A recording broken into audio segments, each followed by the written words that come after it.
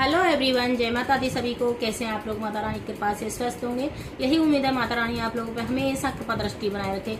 आइए जानते हैं पितृपक्ष में हमें 5 लोगों को, कौन कौन से लोगों को भोजन कराना चाहिए जिससे हमारे पितरों की आत्मा तृप्त हो जाए और उनको आशीर्वाद लग जाए, वो उनको मोक्ष को प्राप्त हो जाए। जो हम उनके बच्चे हैं तो उनको हमें मोक्ष की प्राप्ति के लिए हमें उनको 5 लोगों को जरूर भोजन कराना चाहिए। श्राद्ध पक्ष चल रहा है, अगर हमने श्राद्ध पक्ष में हमें कोई भी कार्य पूरा नहीं किया है और हमें भोग या खाना नहीं निकाला है और हमें 5 लोगों को नहीं खाना खिलाया है, तो जो अमावस्या आ रही है उसको हम ये कार्य कर सकते हैं। सबसे पहले हमें गौ माता को भोजन कराना होता है, क्योंकि गौ माता की जो शरीर होता है उसमें सारे देवता निवास करते हैं। अगर हम गौ माता को खाना खिला देते हैं तो देवताओं को भोजन पहुंच जाता है और उनकी आत्मा तृप्त हो जाती है। दूसरा भोजन हमें कुत्तों को खिलाना चाहिए। जो यमराज के वहाँ पे जो कुत्ते होते हैं, जो 2 कुत्ते पहरेदार देते हैं, तो अगर हम कुत्तों को भोजन कराया जाता है उनकी आत्मा तृप्त हो जाती है और यमराज तक भोजन पहुंच जाता है। तो जिससे हमारी जो यातनाएं होती हैं, जो हमारे पितरों को मिलती हैं, तो वो कम यातनाएं मिलती हैं और उनकी आत्मा को शांति मिलती है अगर हम भोजन कुत्तों को कराते हैं। अब आता है तीसरा भोजन हमें किसको कराना चाहिए। तो तीसरा भोजन हमें कौवा को कराना चाहिए। जो कौवा होता है उसको भोजन कराना चाहिए। और ऐसा माना जाता है, अगर हम जो कौवा होता है वो यम का प्रतीक होता है। अगर हम कौवा को भोजन कराते हैं तो साक्षात हम यम को भोजन करा रहे हैं और उनकी आत्मा तृप्त हो जाती है।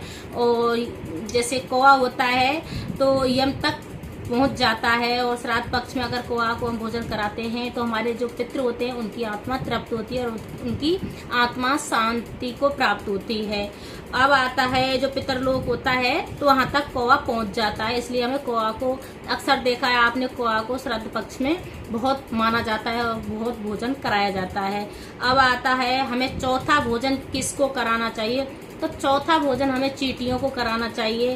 पहले अब श्राद्ध पक्ष चल रहा है, वैसे बहुत लोगों को देखा होगा, अब के जमाने में तो फिर भी बहुत लोग नहीं करते हैं वो कार्य। पहले के जो जमाने के जो बड़े बुजुर्ग लोग हैं वो गौ को, जो हमारी जो चेंटी होती है उसको हम, जो आटे वाली जो पंजीरी होती है, शक्कर मिला के उसको खिलाया जाता था। आटा और शक्कर को मिक्स करके चींटियों को खिलाया जाता था। अब अगर हम जैसे श्राद्ध पक्ष में अगर हम चींटियों को भोजन कराते हैं तो उससे भी हमारे सुख समृद्धि का वास होता है और हमारे पितृ खुश होते हैं, जिससे वो हमको आशीर्वाद देते हैं और उनकी आत्मा को संतुष्टि होती है कि हमारे बच्चे ये कार्य कर रहे हैं। और 5वां भोजन होता है, जो 5वां भोजन हमें किसको कराना चाहिए। तो 5वां भोजन हमें अग्नि को कराना चाहिए। जो अग्नि होती है, जो श्राद्ध पक्ष में जो बैसांदर या जो अग्यारी करते हैं तो हम अग्नि को भोग लगाते हैं, तो वो अग्नि को 5वां भोजन जरूर देना चाहिए।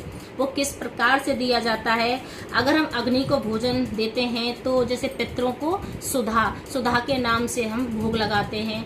और जैसे हम देवताओं को जैसे अग्यारी या भोग लगाते हैं तो सुहा के नाम से भोग लगाया जाता है। देवताओं और पितरों में अलग अलग भोग लगाया जाता है। और जैसे हम भोग लगाते हैं, पितरों को लगाते हैं तो स्वधा बोलते हैं, और जो देवताओं को भोग लगाते हैं तो हम उस जगह पे सुहा बोलते हैं। और बोला जाता है भगवान के 2 मुख होते हैं, तो एक मुख ब्राह्मण का होता है, दूसरा मुख अग्नि का होता है। तो जो ब्राह्मण को हम भोजन कराते हैं तो साक्षात भगवान का ही रूप होता है, भगवान का ही मुख होता है। और जो हम अग्नि को भी भोजन देते हैं और भोग लगाते हैं, वो दूसरा मुख भी भगवान का ही होता है।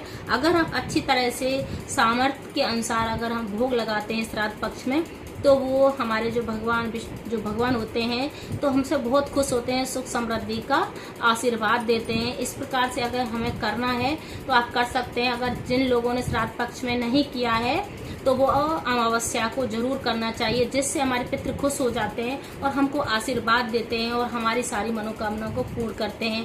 5 लोगों को भोजन जरूर निकालना चाहिए और अमावस्या के दिन तो जरूर निकालना चाहिए। अगर हमने पूरे श्राद्ध पक्ष में नहीं किया है वो कार्य तो हम अमावस्या को जरूर करना चाहिए। अगर मेरी वीडियो अच्छी लगे तो लाइक करें, शेयर करें, सब्सक्राइब करें। हर हर महादेव कमेंट में जरूर लिखें। जय माता दी सभी को।